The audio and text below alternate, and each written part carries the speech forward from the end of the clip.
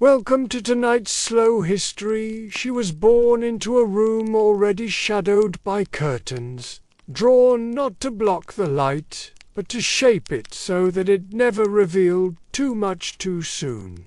Victoria, the little girl who would one day rule an empire, was raised like a secret, a whispered sentence, never quite finished, in the palace halls. Her cries were muffled by protocol, her footsteps softened by velvet and supervision. She did not learn to run. She learned to pause, to listen, to obey long before she knew what it meant to want anything. She knew what it meant to be watched.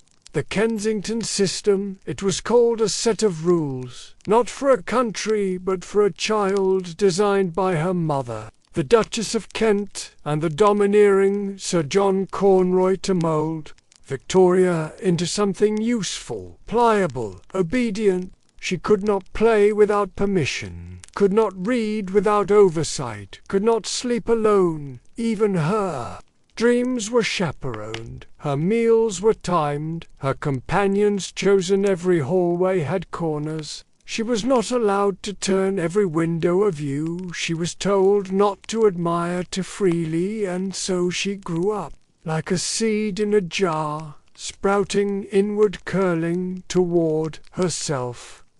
She was never allowed to walk downstairs without holding someone's hand, not for safety but control, not for protection but possession. This child, who would one day wear a crown, learned to look down when spoken to. The path narrowed until it pointed at her, and suddenly at 18 years old, still barely free from the suffocating grasp of her mother, ruled. She was queen. The king is dead, she was told in the early morning mist and politics, and expected her to nod. She sometimes did, but her journals betray her real thoughts. She wrote with venom and wit, often more perceptive than her advisers would have believed. She hated being condescended to, and they condescended often, and so she observed, she learned, and she waited, and she rose from her bed with the knowledge that her body, her name, her breath now belonged to history. National affection that loved her as a symbol more than a person, nothing at all, just stood there breathing slowly as if trying to remember something she never lived, and up only when told to, and yet, even in the quiet obedience of her small body, something restless stirred. She kept journals from the age of 13, writing with urgency, with ferocity, with the desperation that had been trained to silence, could cut clean when finally set free. And though she was young and often alone, she never forgot the lessons of her cloistered childhood. Every limitation became a map of what she would resist. Rise not to shout, but to fill the space that had so long denied her, and in that sentence is the whole of her youth compressed into 7 words. A girl raised like a doll, turned suddenly into a sovereign, and trying not to break in the transformation. But it rang like a bell. She would be watched, yes, but on her terms. Her mother was not invited to live in the royal chambers. She stood her ground gently but absolutely, and beneath the crown and the velvet and the gaze of a nation, she remained herself, a child of silence, who had finally been asked to speak, and in that act a woman began to bloom from beneath the folds of the girlhood they had tried so hard to press into place of someone whose thoughts had nowhere else to live. She named her dolls and animals with the affection she was denied from adults.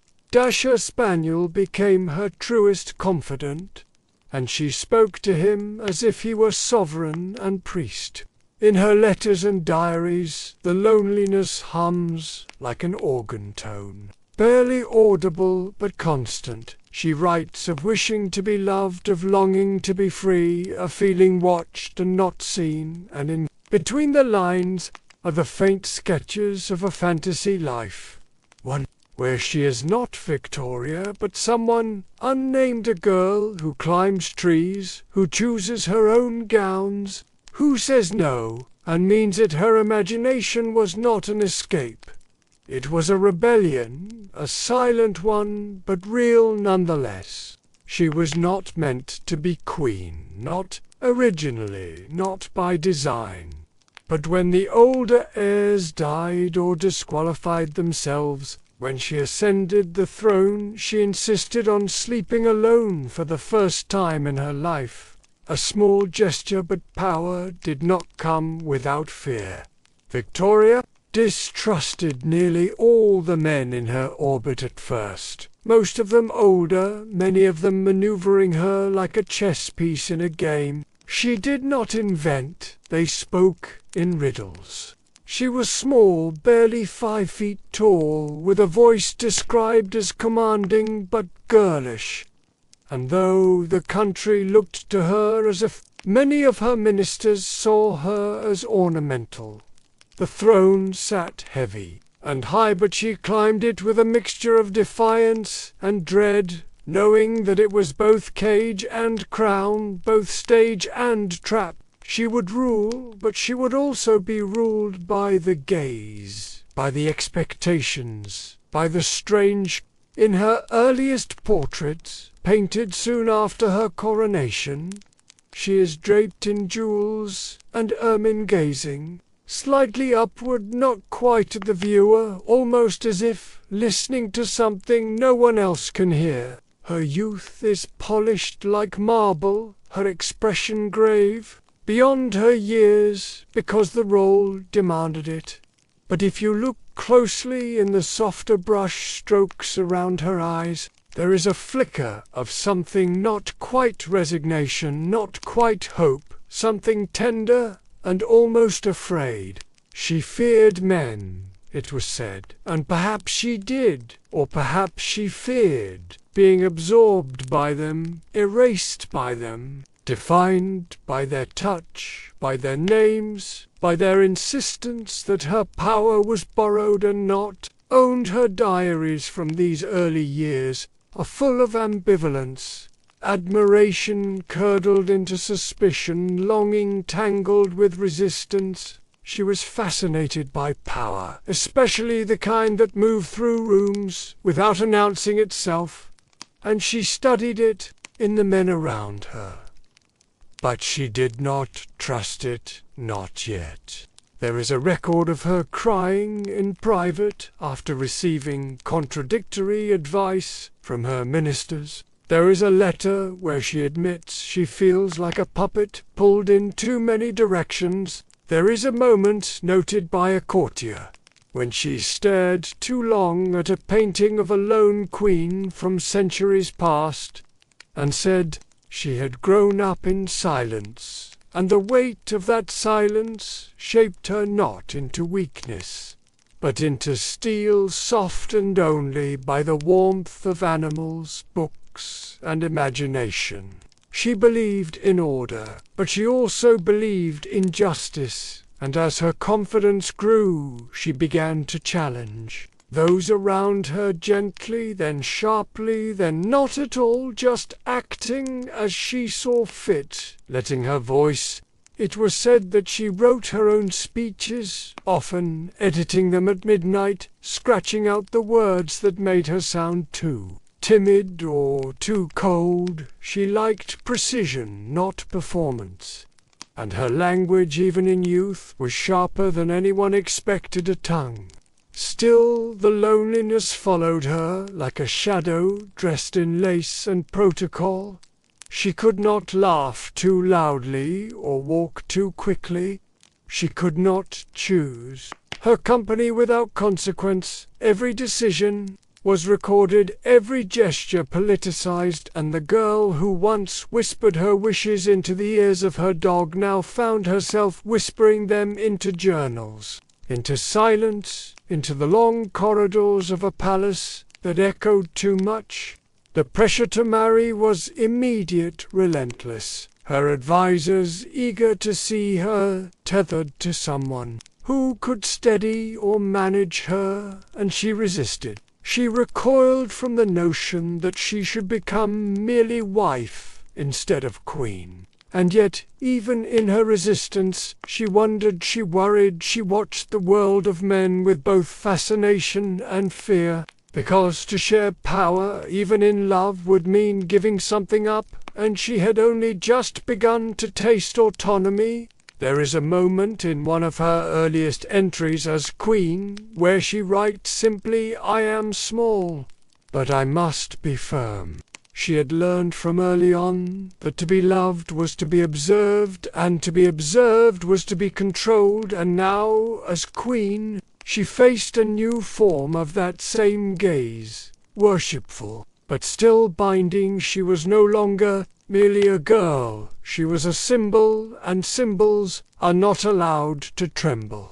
But of course she did tremble sometimes, and of course she dreamed still of freedom in the quiet hours. She would read novels and poetry, not for duty, but for pleasure, and in those pages she found not escape, but reflection stories of women trapped and daring to flee, stories of queens in exile, or in disguise of heroines who wept openly, who loved fiercely, who chose wrongly, but at least chose. And so the girl crowned too soon began her reign, not with certainty, but with softness, not with declarations, but with decisions, small ones at first, then larger. From where and when are you watching tonight?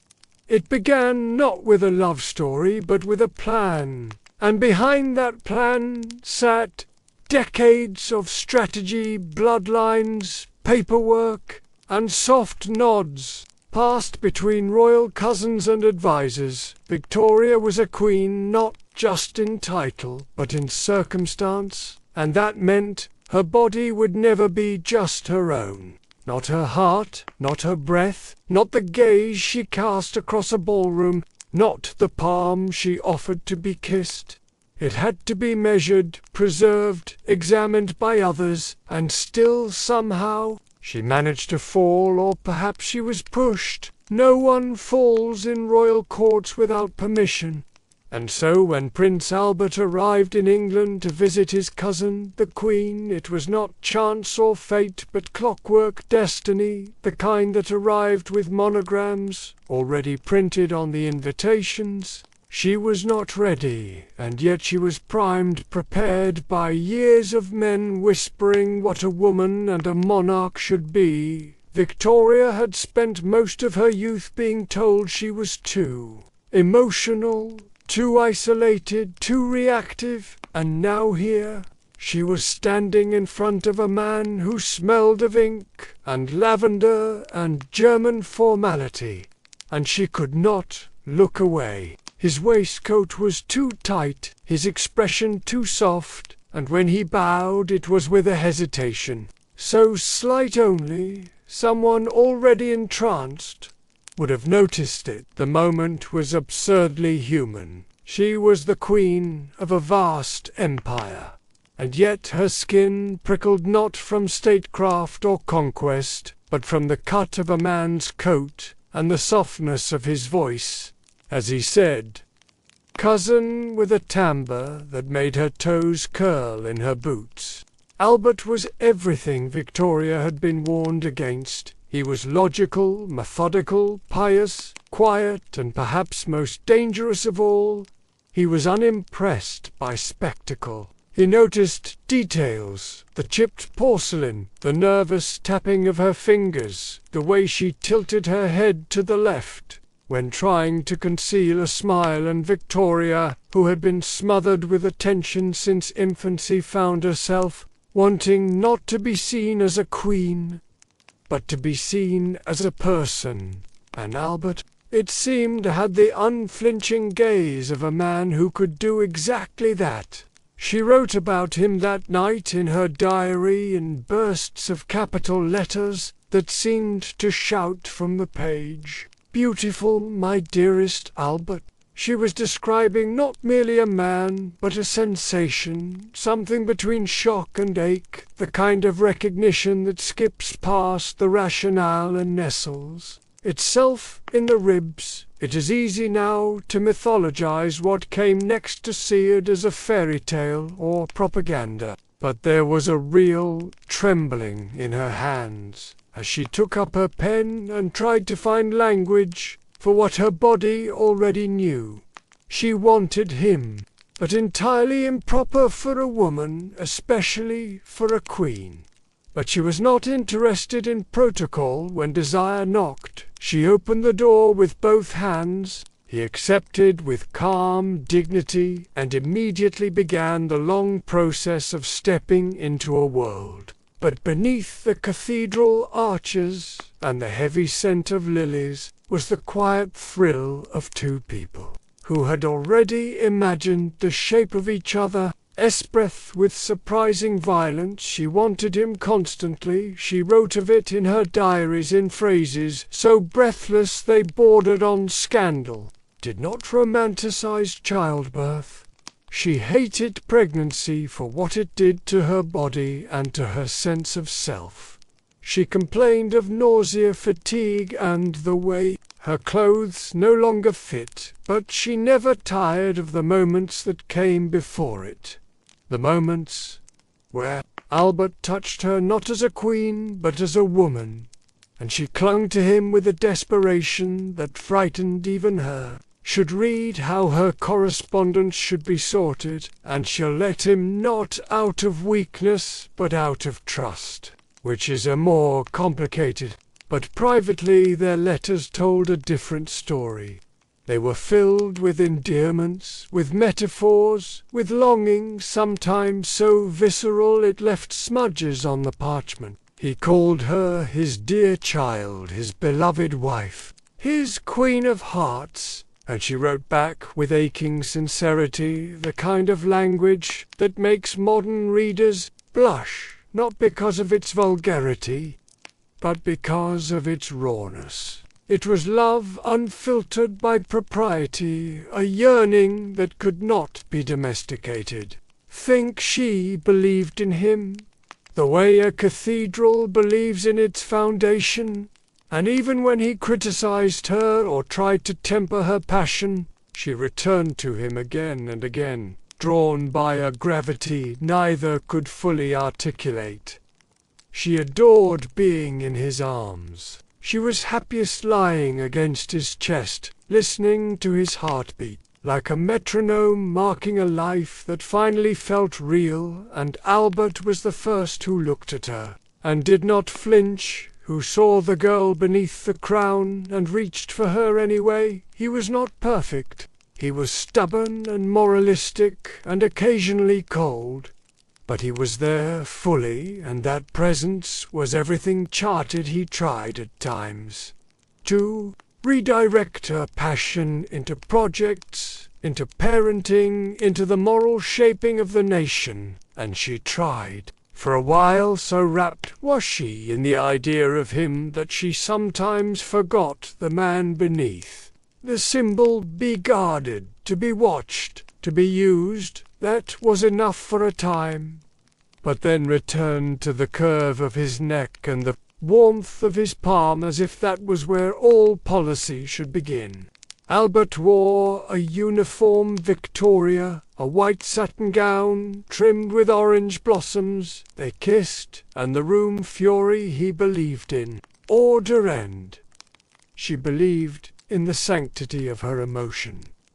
But their quarrels often ended in embraces, in the kind of wordless reconciliation that comes not from logic but from longing. Albert was her husband, her adviser, her mirror, and Victoria began to lean on him so completely that even her signature began to change. When signing letters she would sometimes pause, hesitate, as if her name had become plural. Clapped, but it was in the silence after the reception, when the candles guttered low and the guests finally dispersed, that the real wedding began behind closed doors with whispered words. and the careful unfastening of buttons that would never fully belong to him. He was to be her consort, her support, her shadow, and yet, in many ways he became her anchor and occasionally her chain, with a clarity that frightened her and delighted her and made the air in her chambers feel suddenly too thick. Victoria proposed to Albert herself, which was not just unusual. They married in 1840, and the wedding was both a spectacle and an attempt at intimacy cloaked in white lace, and ceremony. Victoria was small and intense, a tangle of feeling and pride. Albert was deliberate and reserved, a man taught to contain but not extinguish in their bedroom. The two impulses collided. They had 9 children in 17 years. A statistic often repeated but rarely understood. Albert did not always know what to do with this hunger. It startled him, made him anxious, made him want to intellectualize what could not be diagrammed in his journals, he noted. Victoria's intensity with a kind of helpless awe, sometimes with mild alarm. He loved her deeply but preferred control, and Victoria was a storm, not is. They fought, of course, over politics, over child rearing, over protocol, and over Albert's insistence on rationality in the face of her. Their marriage blurred the line between power and possession. He did not rule the country, but he often ruled her. He decided how the children were raised, what books she publicly. They were an image of moral propriety, of domestic bliss. And yet, even in love, there was strategy. The marriage to Albert was not just passion.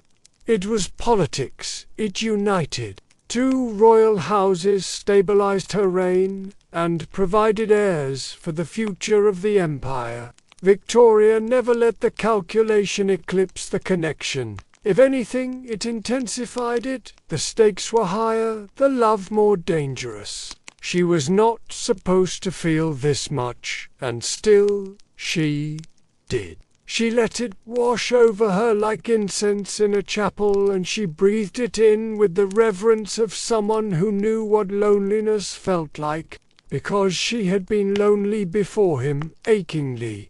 So she had grown up surrounded by people who managed her not, loved her as the years passed, and the children multiplied, and the empire expanded. Their marriage evolved. It became quieter, more structured, but the undercurrent of their early passion never entirely faded.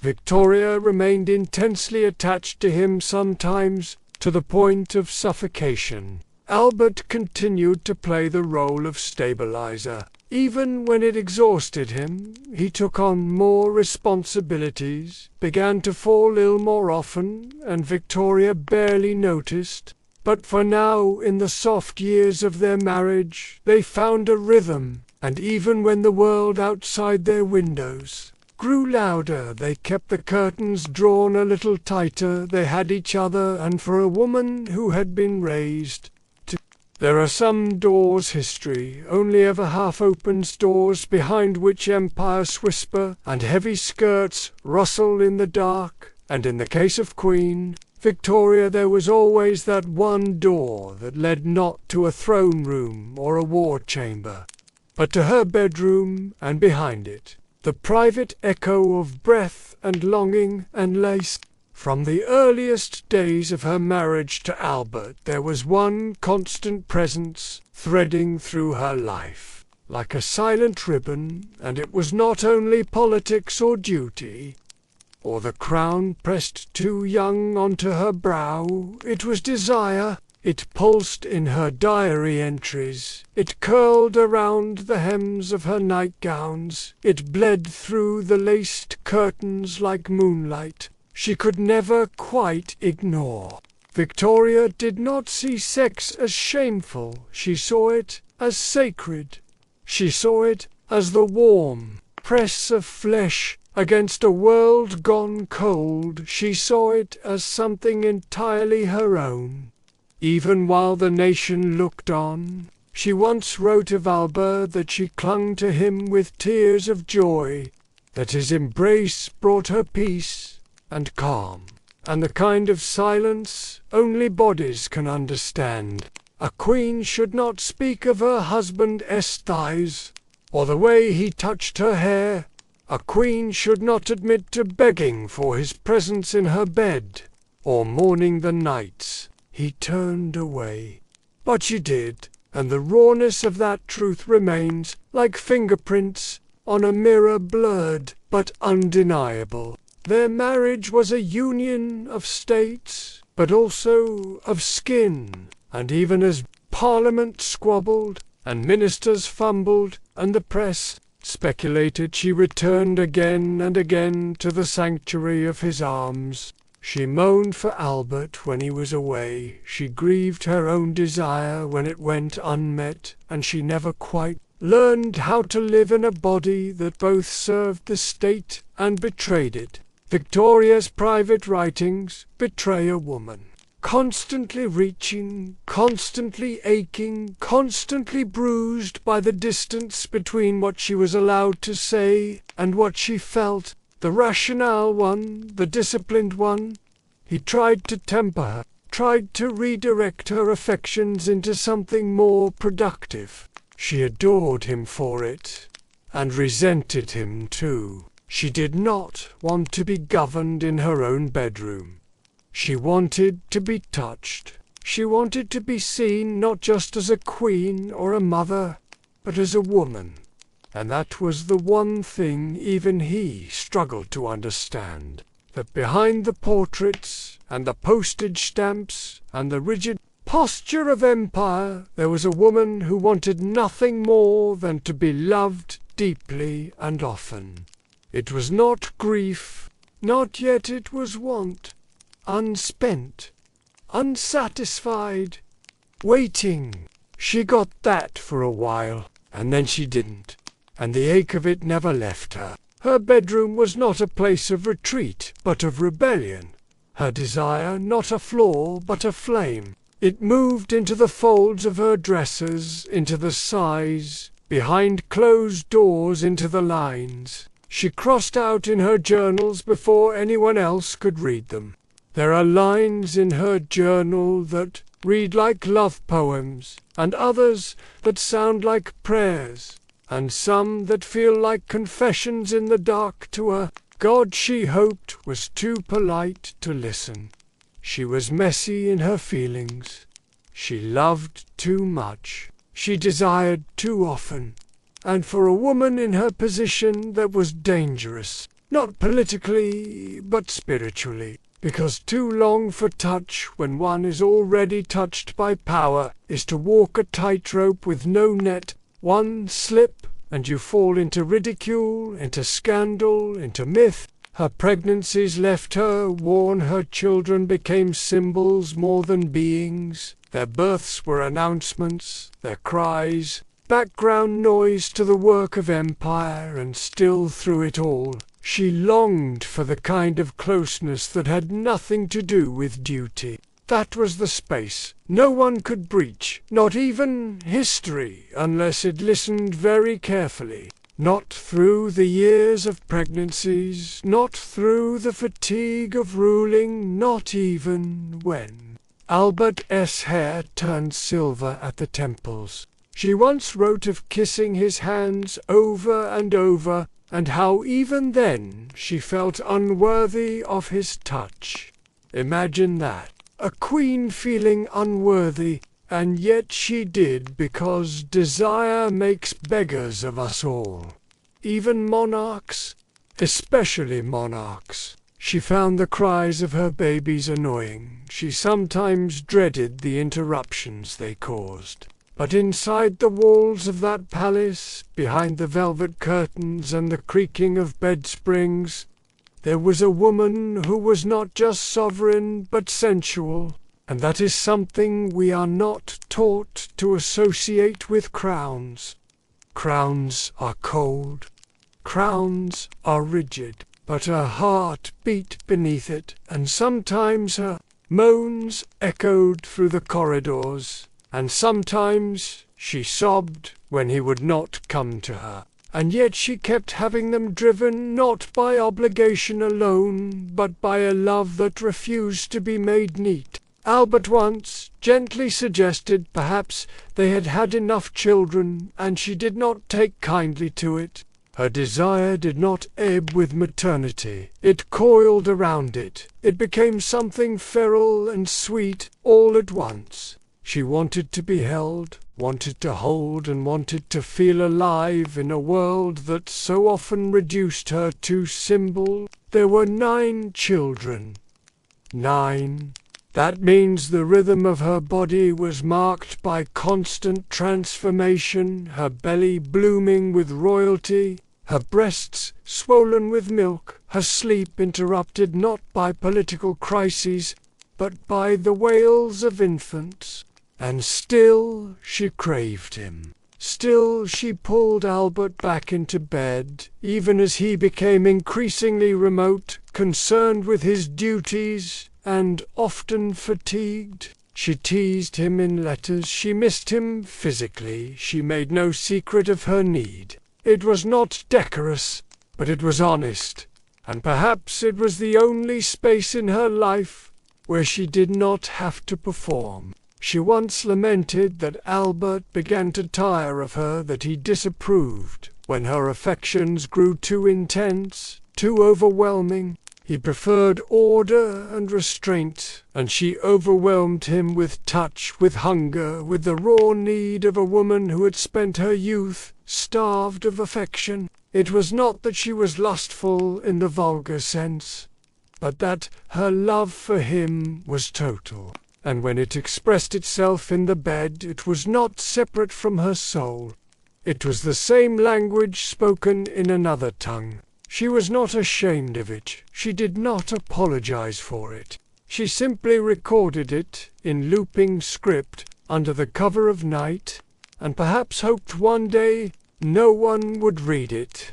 But, of course, they did. Her diaries were edited, her words softened and censored by children and courtiers, uncomfortable with the vividness of her love. The Victorian ideal was restraint, the stiff upper lip, the closed bedroom door, and yet the Queen herself was more honest than the age. She came to define, and this is where the contradictions began to tangle. She was a mother, yes, but rarely maternal in the way the public wanted her to be. The court watched, of course. Ladies-in-waiting whispered. Ministers looked away. The public read what they were allowed and imagined what they could not. That kind of longing makes a person strange. It makes them fragile and fierce in equal measure.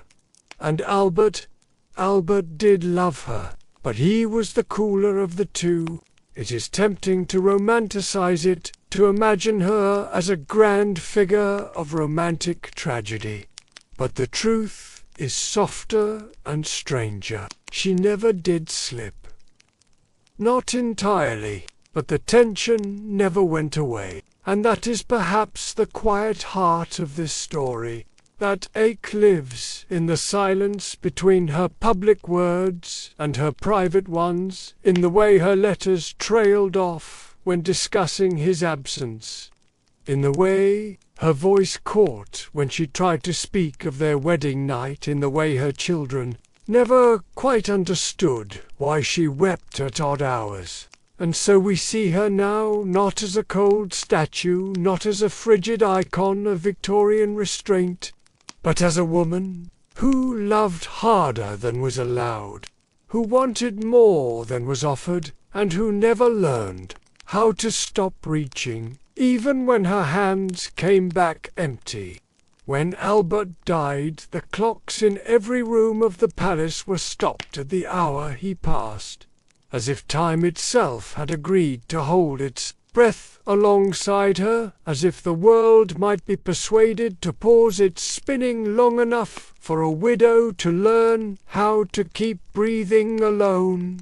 His death in December 1861, arrived, like fog, slow and silent and all-consuming, and once it settled, it never quite lifted.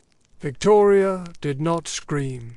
She did not faint, she simply broke, and the sound of that breaking was not thunder, it was velvet. It was a whisper of black crepe dragging along marble floors. It was the hush of a woman disappearing into her own shadow. She wore black, not for a season, but for the rest of her life. She spoke to him sometimes aloud, sometimes in writing, and once whispered to a lady-in-waiting that she still felt him in the room at night, not as a ghost, not as a spirit, but as warmth, a presence that curled beside her just at the edge of sleep.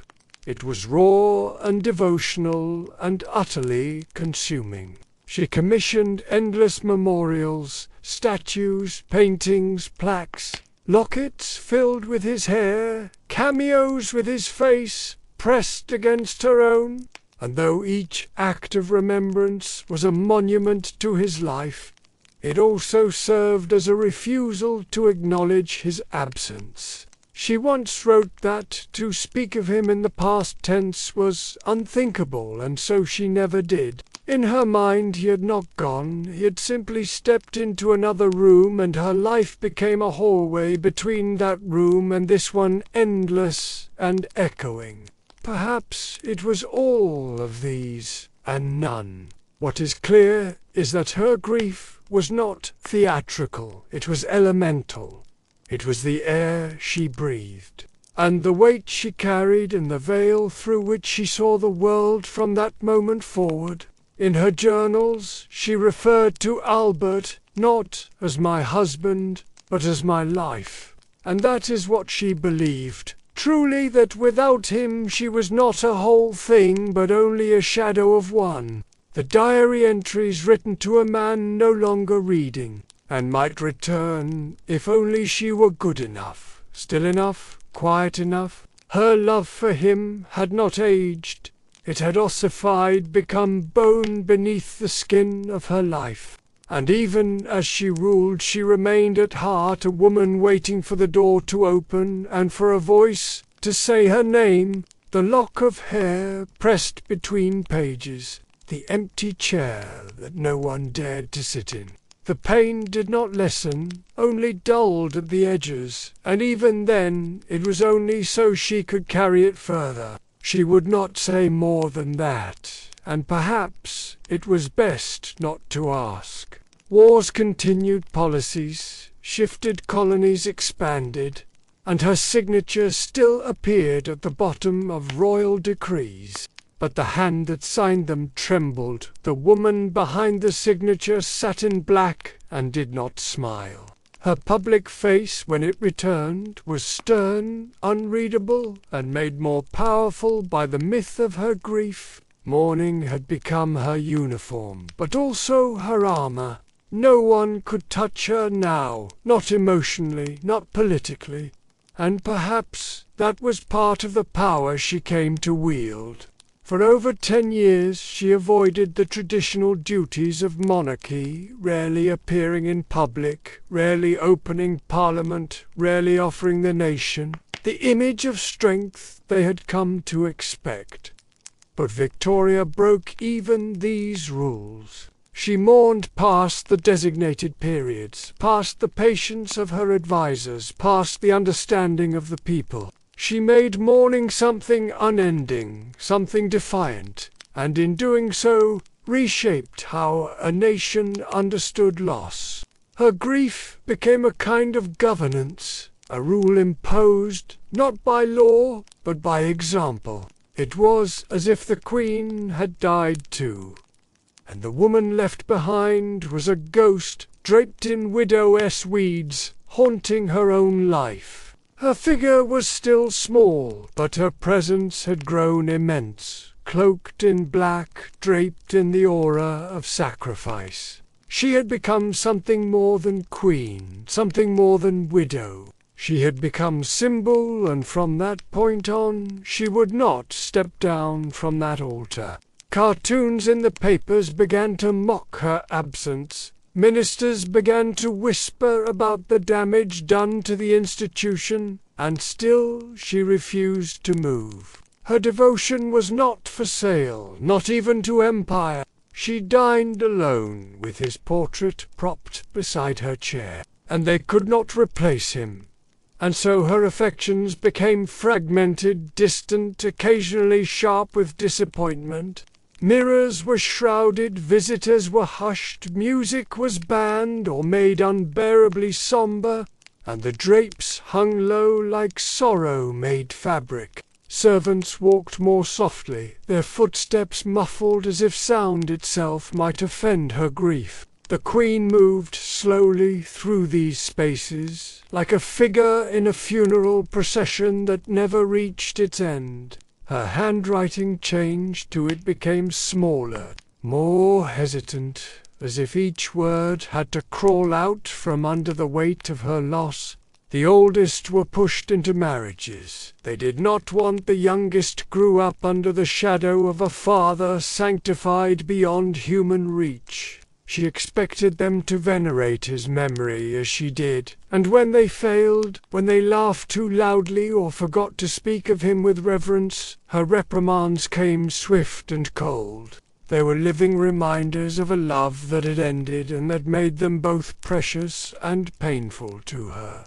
She ordered his shaving brushes left untouched, his clothes never to be moved from their places, his room dusted as if he might return at any moment to scold her for disorder. Even his handkerchiefs were preserved carefully folded, as if the sweat and breath of his skin still clung to the linen, and might be summoned by memory alone. She shut the doors, and she shut the curtains, and she shut the mouths of those who would urge her to move on. For over a decade she receded from public life, slipping into the quiet of mourning like a second skin, and she did not remove it, not even when Parliament began to grumble, not even when the newspapers accused her of neglect, not even when her children begged for her attention. Grief was not a phase to her. It was not a period to be endured. It was a new country, and she had emigrated without a map.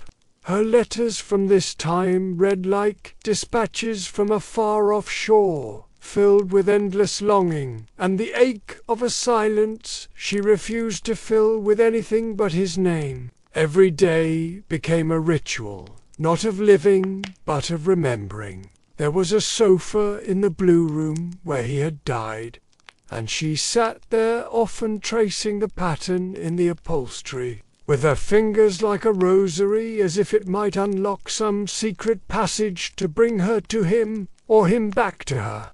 Her mourning was not dignified in the way the public preferred. The public watched and waited for her to return, and she did not. Her children suffered under the weight of her sorrow. She loved them, yes, but they were not him in the rooms of her palaces. The air grew thick with mourning. Historians have debated whether her mourning was a symptom of depression or obsession or a carefully crafted political tool. And yet even in the depths of this sorrow the machinery of empire creaked forward. It is worth remembering that in the Victorian era, mourning was not only a personal expression, but public performance bound by strict codes of dress, etiquette, and behavior. When the public finally saw her again, when she emerged blinking into the light after years of retreat, they found not the girl crowned too soon, but a woman transformed into monument. And yet behind all of it, the rituals continued. The bedtime prayers spoken to an empty room.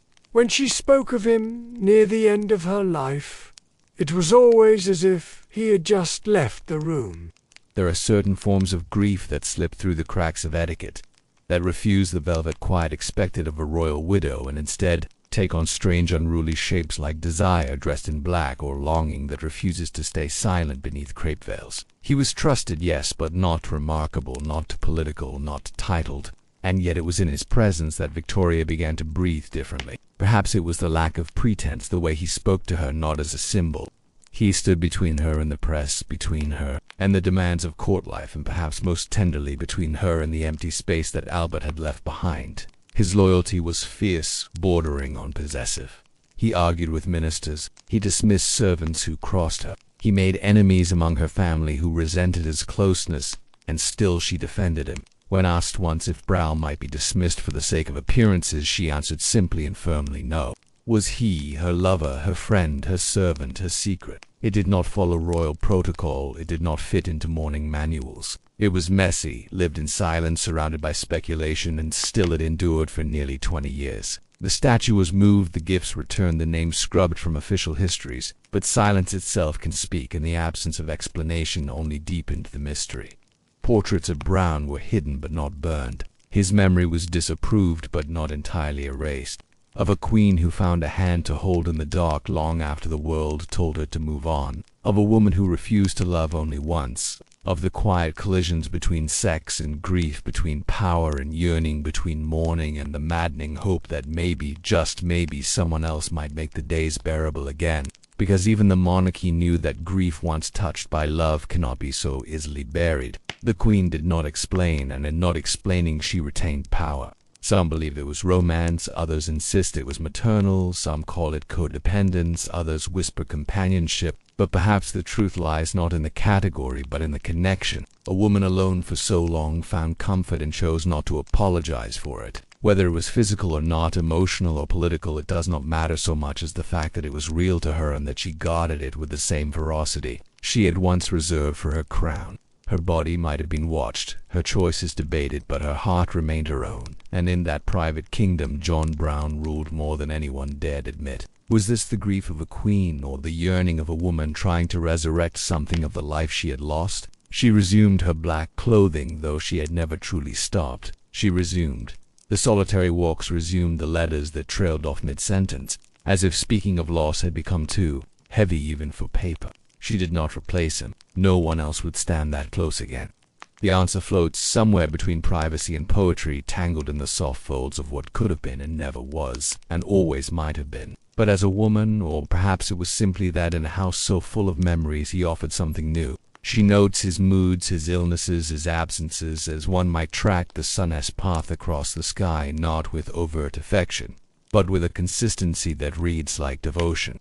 These stories live at the edge of legend, too ambiguous to confirm, too persistent to ignore. One visitor claimed to see 2 cups laid on the queen's nightstand. Another wrote of her laughing at his jokes in a way that startled the entire household. These are fragments, half seen, half believed, but strung together. They tell of something that blurred the boundary between mourning and love. And in moments of distress, it was she summoned, not her children, not her courtiers. He became something between bodyguard and confidant, between servant and sentinel. He did not look like Albert, and that may have been the point. And in the years after Albert's death, when the empire expected its queen to sit still, she mourned again, deeply, differently, and with an echo of the first loss that had never quite healed. She had a statue made for him, placed near Balmoral and inscribed with a tribute that spoke of devoted service but rang with deeper emotion. She kept his photograph by her bed, and some say she had a lock of his hair placed in her coffin, though this too remains unverified, denied by her children,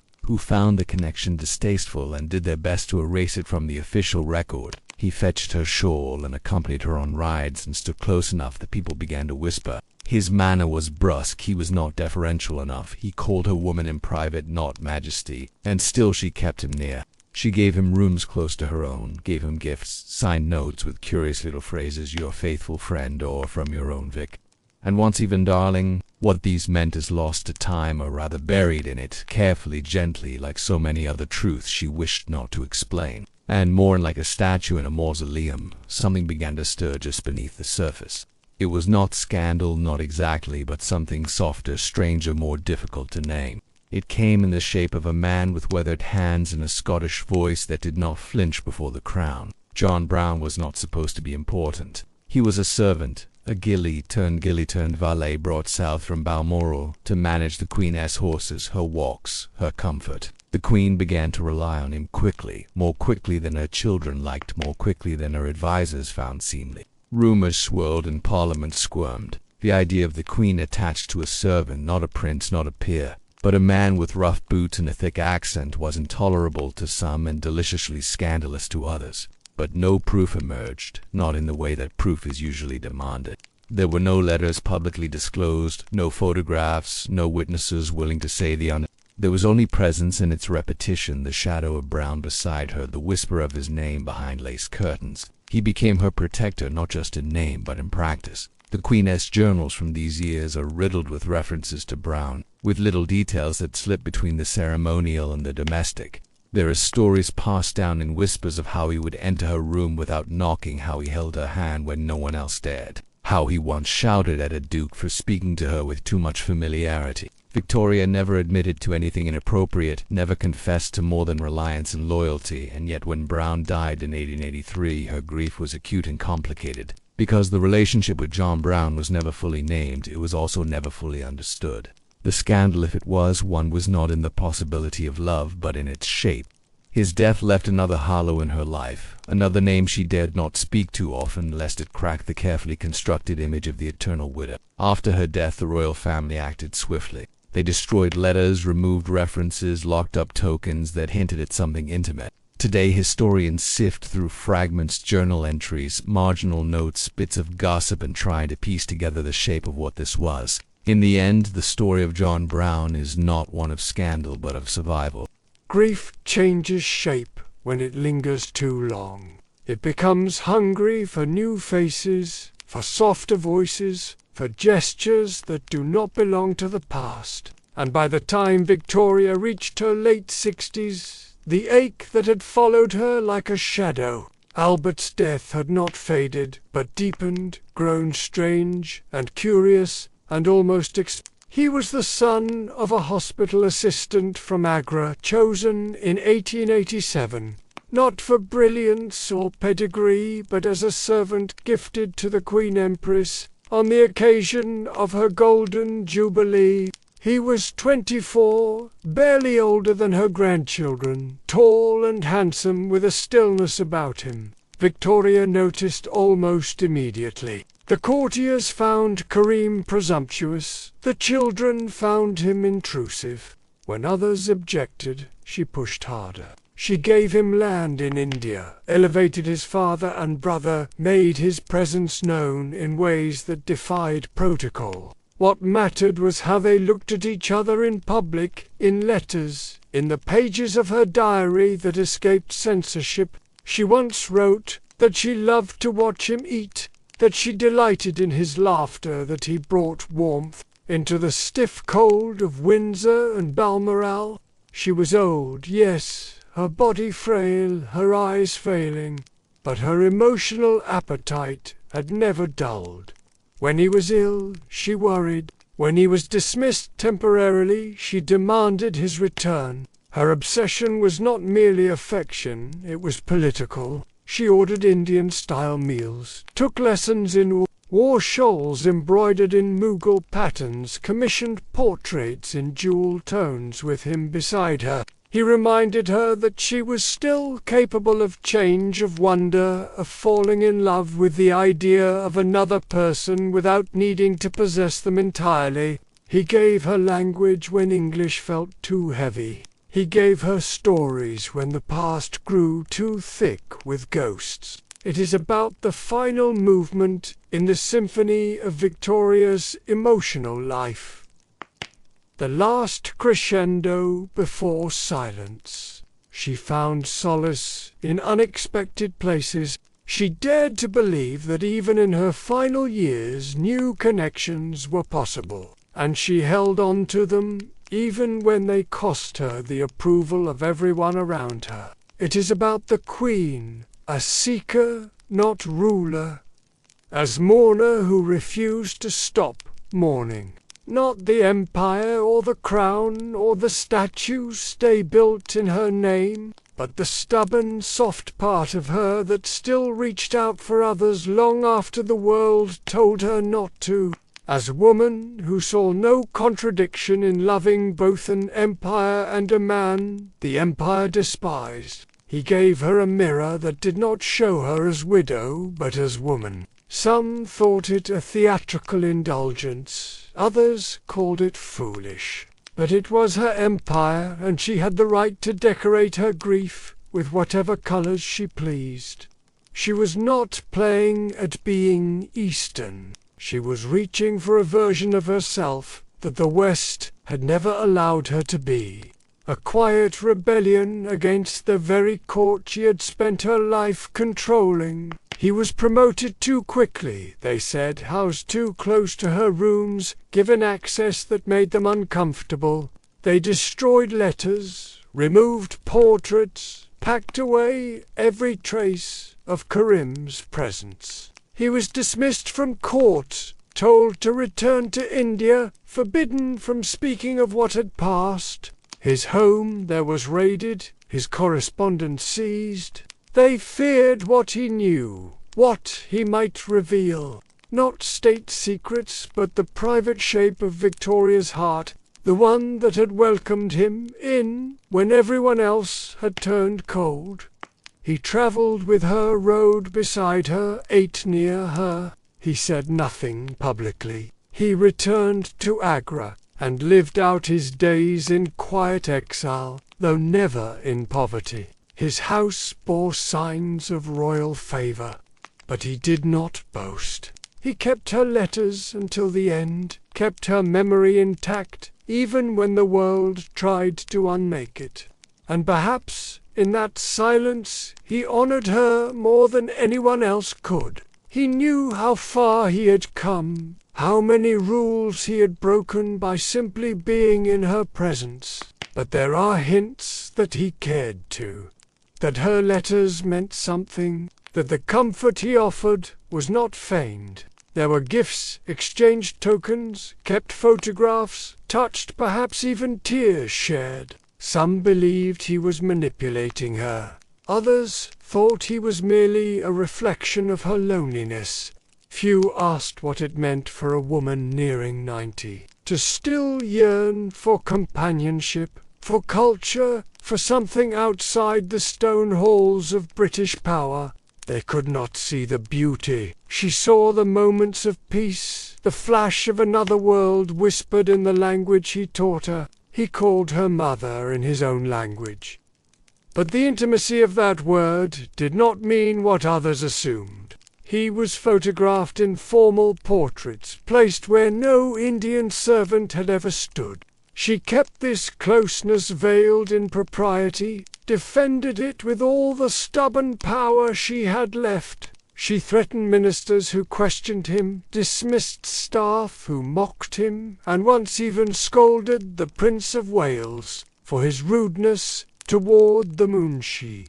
This was not a passive attachment. It was fierce and protective, and deeply entwined with her sense of self in an empire that had grown weary of her mourning. The empire might stretch from the Moors to the Himalayas, but its racial order was precise, and Karim disturbed it simply by being there. Within weeks, he was no longer just a table waiter. She made him her Munshi, her teacher, her confidant, her daily companion. The court gossiped, but she ignored them. She had found something she did not know she needed. She had buried her husband, and her gilly, and a generation of advisers, who had once tethered her to something solid.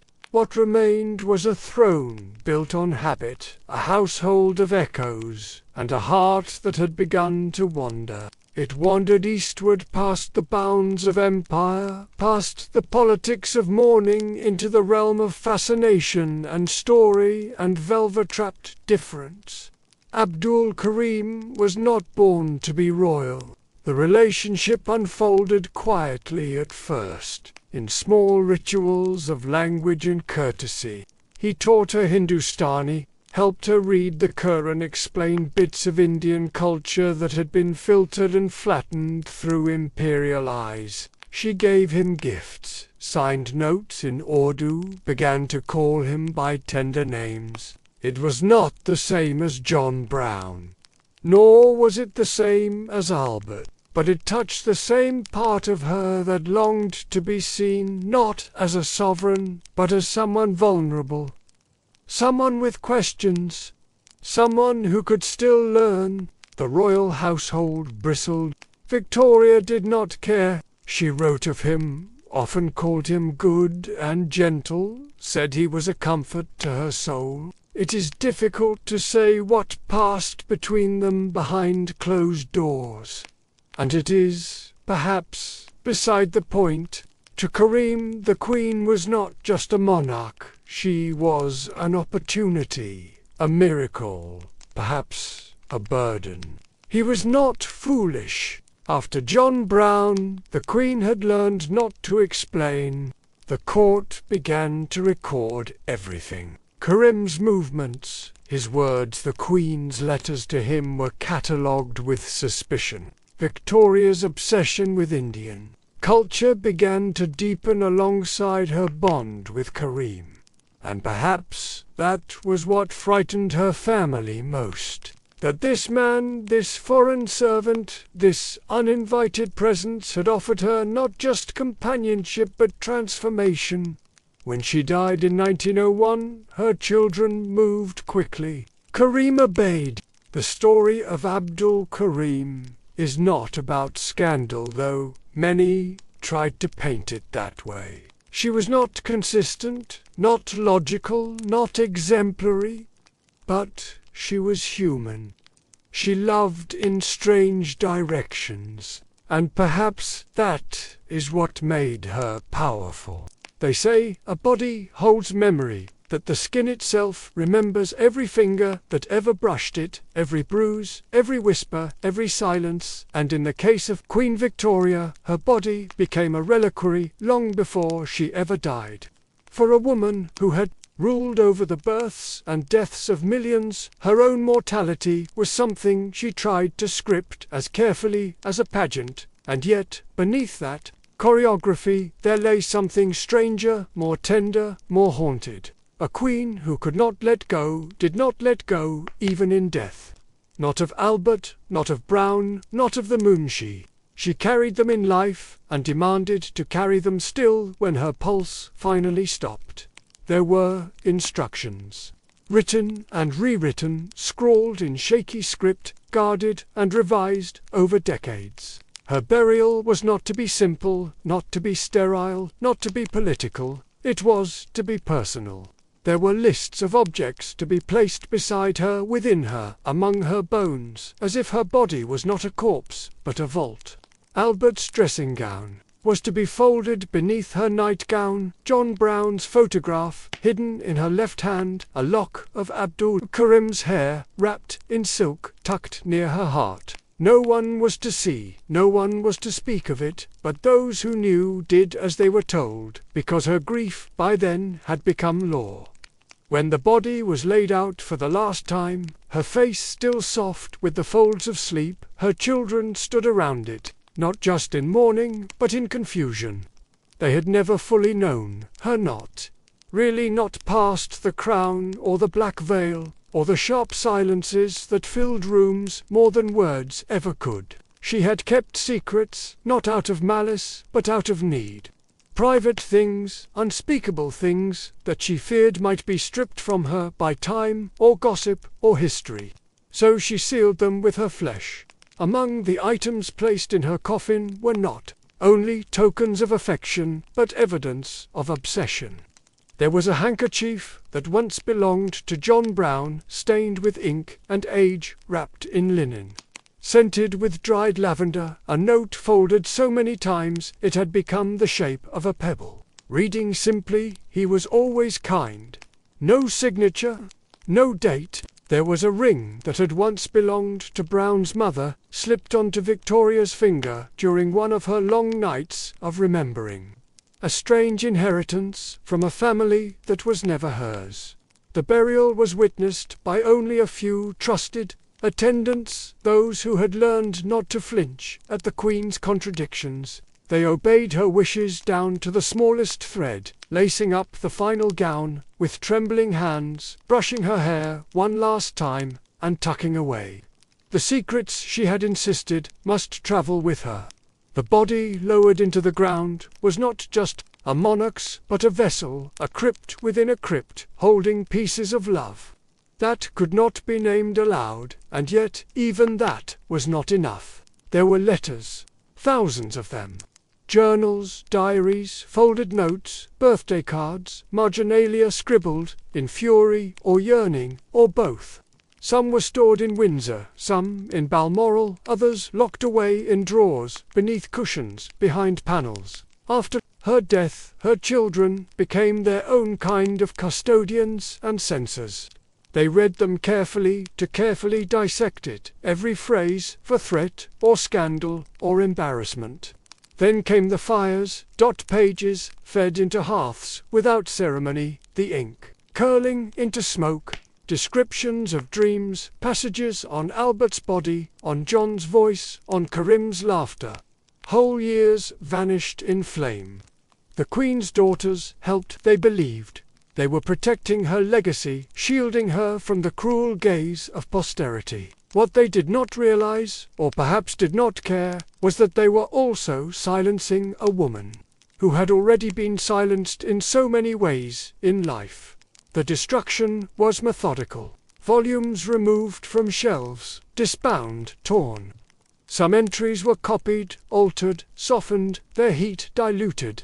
Editors stepped in years later, adding footnotes that stripped context like varnish. Victoria's longing became devotion, her lust became loyalty, her grief became duty. The Queen as widow was preserved, but the Queen as lover, as desperate, as maddened by absence, was buried deeper than her body ever was. Still, not all was lost. A few fragments survived, tucked away in overlooked drawers, in copies smuggled by sympathetic hands. And in these scraps we see her, not as icon, but as woman. She writes of missing the smell of Albert's skin, of dreaming of John's hand on her back, of watching Karim sleep by a fire, and feeling more peace than she had in months. These are not confessions. They are records of being alive, and they are more human than any coronation ever filmed. The family's control extended even to how she was to be. Remembered in museums, in textbooks, in statuary. They cast her in bronze with sorrow, but never desire. With dignity, but never ache. The letters that could have told the truth were gone, or doctored, or mocked. Even now, historians argue over how much she felt, how deeply she loved, how far her attachments wandered. But the truth does not live in analysis.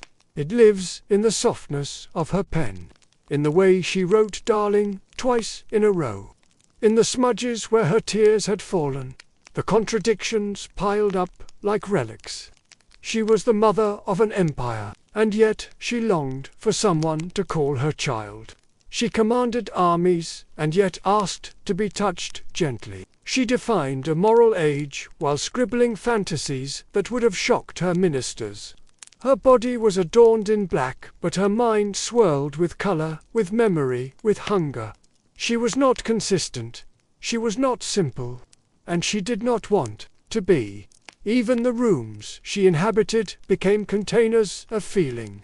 Her bedchamber kept exactly as Albert had left it, a shrine with dust on the curtains and slippers by the fire. A basin filled and emptied each day for a face that would never return. Brown's chair remained by her bedside long after he was buried. Karim's cushions, embroidered with gold, left untouched beside her writing desk. She wrote to them all, even when they were gone. Sometimes as if they were still alive, sometimes as if she would join them soon. Sometimes not knowing which side of the veil she stood on. And that veil is important. For Victoria, the separation between life and death, between presence and memory, was never firm. She spoke to Albert out loud, answered him in letters, claimed to feel his advice in her bones.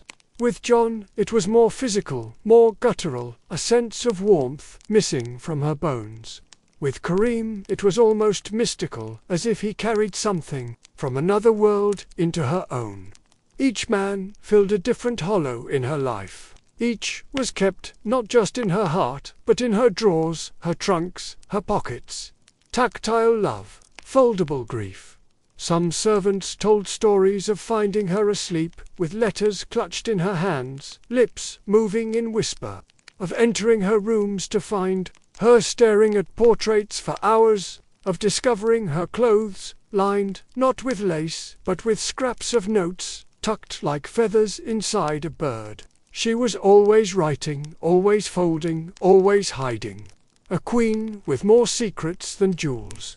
A woman who could not trust the world with her full self, so she buried it in bits and pieces. Beneath her skin, beneath her bed, beneath her throne, this is not uncommon. The dead often carry messages with them.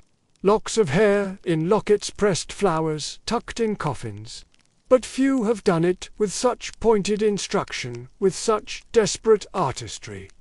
Victoria's body became a manuscript, her grave an archive. And even now, more than a century later, there are those who search for what she left behind. Scholars and dreamers and wanderers who believe that not all has been erased, that some hidden letter, some pressed page, still waits to be read. Perhaps it does. Perhaps beneath some stone in a forgotten royal garden, or sewn into the hem of an old gown, or behind the frame of a portrait, a message still lingers. One last word from a queen who could not stop writing, even as her body began to fade. One more whisper of grief, dressed in silk and stamped with a monarch's seal. And if that letter is ever found, it will not speak of policy or power. It will say something much simpler. He held my hand. He did not let go. The woman whose shadow crowned an empire was once a girl who said she would rather be good than clever, and who lived long enough to become neither. At least, not in the way she was remembered by the time Queen Victoria's name had become fused. To morality itself, the word Victorian no longer meant simply of her reign. It meant restraint. It meant etiquette. It meant a handkerchief, hiding a smile, a corset, hiding a hunger, a eulogy, hiding a secret. It meant a culture that wore black and spoke white, that polished itself like silver, but locked its true shape in drawers lined with velvet.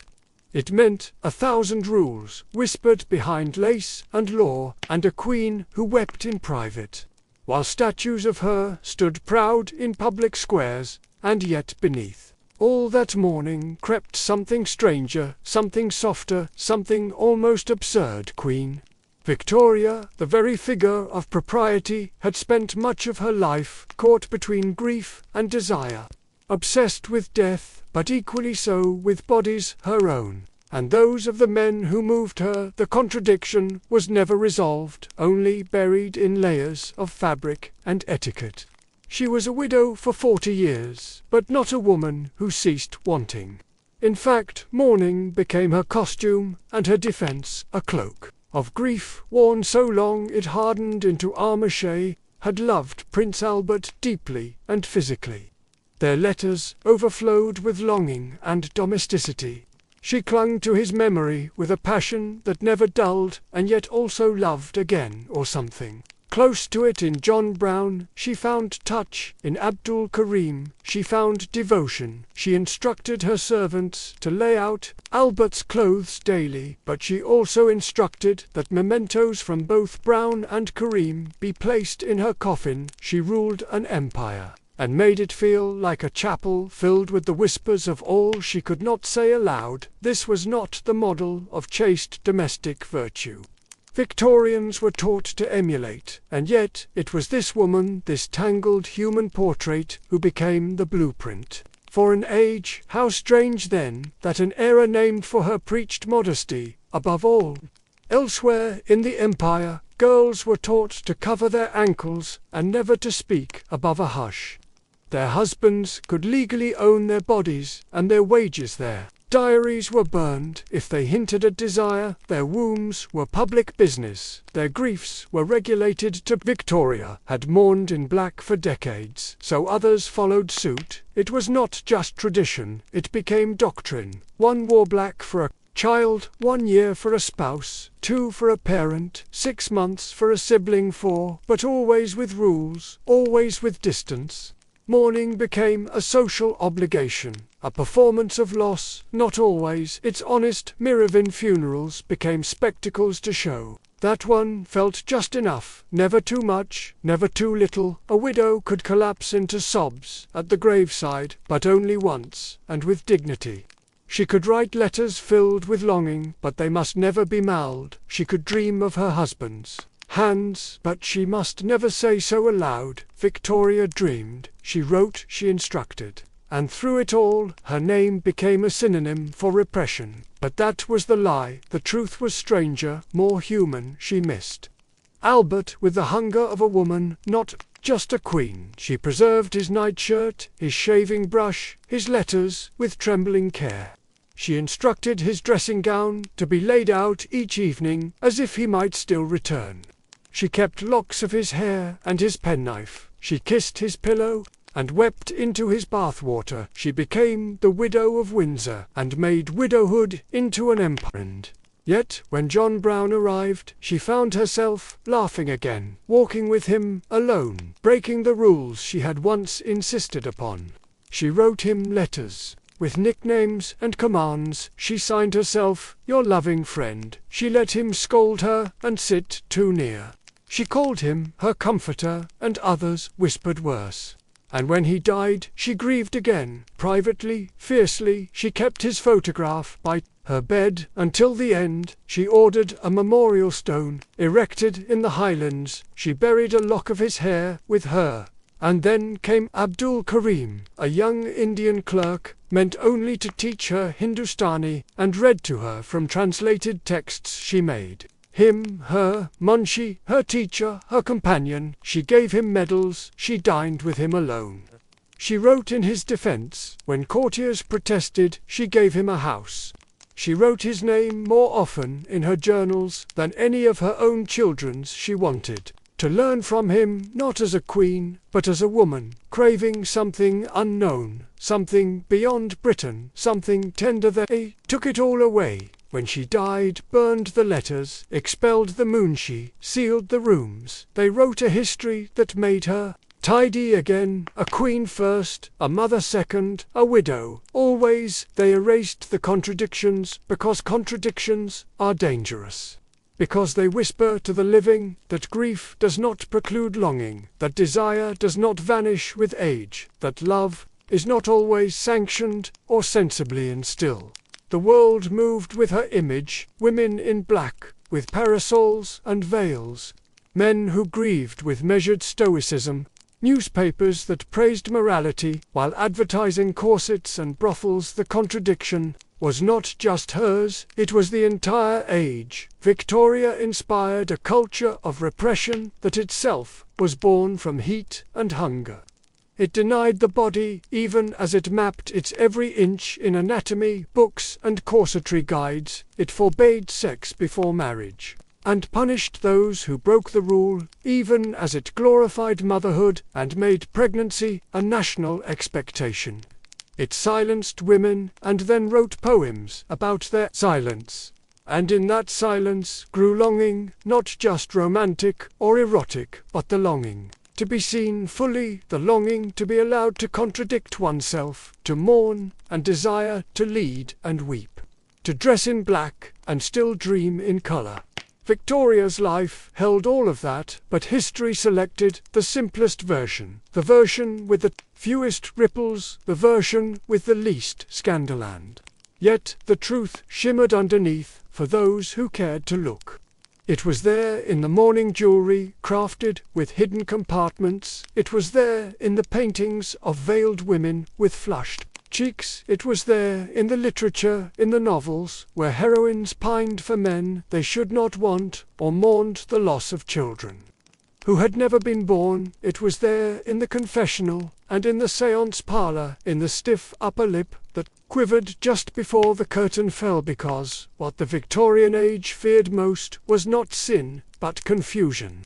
It wanted answers, not questions. It wanted the Queen to be both sovereign and saint, the mother of the empire and the virgin of grief, and so it stripped her of her contradictions, polished her into marble, and placed her in every town square. But the woman who once said, "I am every inch a queen," also once giggled in bed with her husband, also once kissed a letter from a servant, also once wept when an Indian clerk refused her food out of respect for his caste, also once wrote, "I am in despair, and no one cares."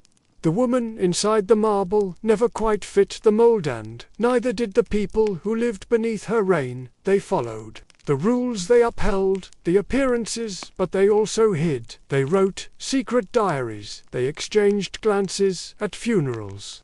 They sent love letters in invisible ink, they carved initials into tree trunks, they whispered, they dared to feel more than they were allowed. Victoria's contradictions were not a failure of her character.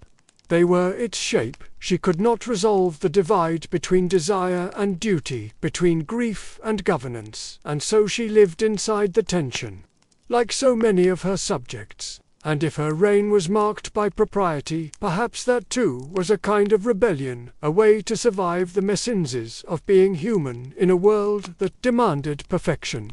Her legacy is not in the statues, or the postage stamps, or the long black dresses. It is in the quiet ache that threads through so much of her age, the sense that everyone was pretending a little, that beneath the surface of mourning was something warmer, and under the lace a skin that still burned. The paradox of Victoria was the paradox of her empire, proud and broken, grand and grieving, poised and raw. And in remembering her as only one thing, we lose the truth that she was a woman who loved deeply and mourned endlessly, who repressed and reached out, who ruled with formality and felt with abandon, and maybe that is why her shadow lingers. Not because she was perfect, but because she wasn't. Because her contradictions are ours too. Because her silence was full of words. Because her grief was not an ending, but a veil drawn across a face still flushed with breath. The last photograph taken of her showed a face so familiar it had already become a statue. Queen Victoria sat draped in black, her hands folded, her eyes half-lidded, her expression somewhere between fatigue and refusal. She had outlived almost everyone she loved. Her children, her ministers, the pages of her diary, all had tried to shape her into something legible. But grief does not cooperate. It lingers like perfume in the folds of a curtain, and in Victoria it fossilized. She became the widow of Windsor, and the world believed her. It was not just that she mourned, it was how she mourned, how she insisted that Albert's shaving water still be prepared every morning, how she wore black not for a year or two but for 40, how she made her sorrow an institution. Mourning became monarchy. The palace rooms were darkened, curtains drawn, portraits hung in every chamber. Albert's voice lingered in letters reread, in statues commissioned, in the hollow between her ribs where no one else was allowed to stand. She did not simply miss him, she reanimated him. Day after day, like a priest with relics she touched, his things to remember that he had once been flesh, and the world, or at least her empire, made room for that. They called it noble, they called it pure, but some called it stubborn. Others called it pathological. Still, they bowed. They built monuments. They accepted that their queen had made her husband into a ghost who sat at the center of her crown. In India, in Africa, in the far corners of an empire sewn together with blood and pride, Victoria's face was stamped on coins, and her sorrow was made eternal. But immortality is never clean. It comes with silences, with erasures, with half-truths, told again and again until they harden into myth. Victoria, the sainted widow. Victoria, the mother of the nation. Victoria, the symbol of restraint. Few remembered the young woman who once twirled in white gowns and wrote of her longing for Albert's lips. Fewer still remembered the woman who leaned on John Brown's shoulder in the Highlands and called him her protector. The Munshi Abdul Karim, whose presence brought colour back to her days, he too was erased. His letters burned, his story excised from the narrative like a stain. What remained was the widow, the crown in mourning, the image frozen on stamps and statues. And in that image something remarkable happened. Victoria, once so alive with contradictions, became a symbol with none. She became history's mother, not warm, not cruel, simply permanent. In her death, that transformation was complete. Her funeral was a spectacle of black silk and solemn orchestration. Yet even then she rebelled quietly. She had given instructions that she should be buried not in white but in the clothes of a widow, that Albert's dressing gown be placed with her, that the handkerchief he once used be folded beside her hand, and more than that, locks of hair, secret tokens and relics of her two forbidden affections. John Brown's photograph, Abdul Karim's letters. She would take her truths with her, if no one else would bear them. And when the tomb was sealed, so too was the question of who she had been. The narrative was polished. Victoria, the embodiment of an age. Victoria, the woman who civilized grief. Victoria, who ruled by suffering quietly. It was easier that way.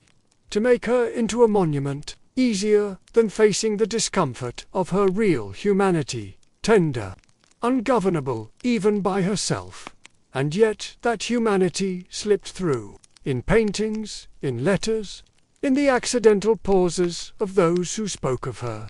A lady in waiting once remembered her laughed aloud, sudden, full of teeth. A grandson spoke of her scent, lavender and dust.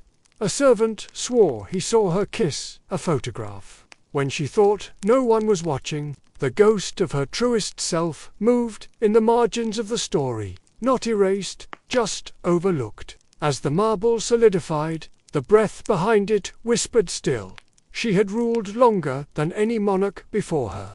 She had buried not only a husband but 3 children, 2 trusted servants, and countless companions. She had signed into law empires and exiles. She had presided over the age of railways, of revolutions, of rapid change. And through it all, she clung to what did not change. Her black dresses, her rituals, her grief, her love. It became difficult to separate the woman from the mourning, to know where Victoria ended and the widow began. And perhaps she preferred it that way. Perhaps she found in mourning a clarity that life denied her.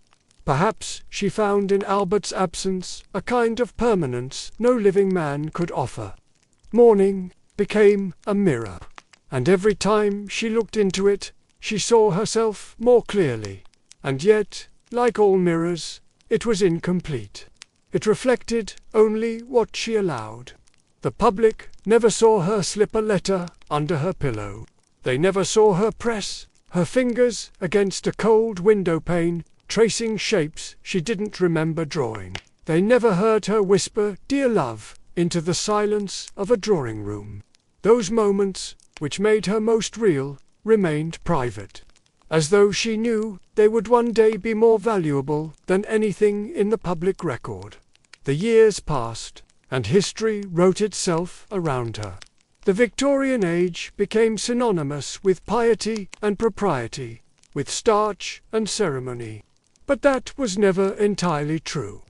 Behind the lace, there were hands that shook. Behind the rituals, longing. Behind the queen, a woman. And behind her, a world that did not quite know how to grieve honestly. So it borrowed her image and called it tradition. Even now, her statues stand across continents, hands folded, lips closed. But if you stand close enough, you might feel it. The quiet ache of a woman who never stopped being a wife, even after death took her husband. The heat of a body that never stopped remembering desire. The pulse of a life too large for the roles she was made to play. And so she endures. Not just in bronze or ink, but in the contradictions we carry. In the ways we mourn and still want. In the way we kiss old photographs. In the way we trace names on stone. In the way we write letters we never send. We do not always say her name, but we live her echo. She was not the Virgin Queen. She was not the perfect mother. She was not merely the grieving widow. She was all of them, and none. She was love and loss and the stubborn refusal to choose between them. She was a queen who ruled through restraint, but felt everything too much. A woman who bore 9 children and still dreamed of nights with her husband. A sovereign who listened to the voices of her heart, more than those of her court. Victoria's immortality was not won by virtue. It was carved by contradiction, cemented by the refusal to forget. And perhaps that is the soft lesson she leaves. That memory is not neat. That love does not follow rules.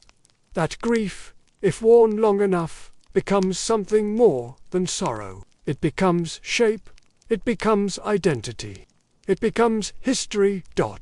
And when the marble is cold, when the room is dark, when the last candle flickers out and the halls are silent, her story lingers still, in breath, in shadow, in the hush before a prayer, in the crease of a bed never smoothed, in the scent of lavender and ink, in the weight of a ring never removed.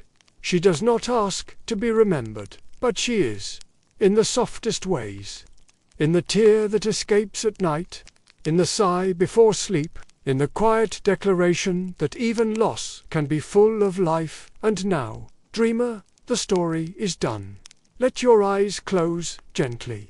Let the past fold around you like velvet. Let the weight of history rest beside you, not heavy but warm. The worst has already happened. The Queen has been buried. The ghosts have settled. The night is quiet. You are safe. You are seen. You are held. Sleep now. Good night.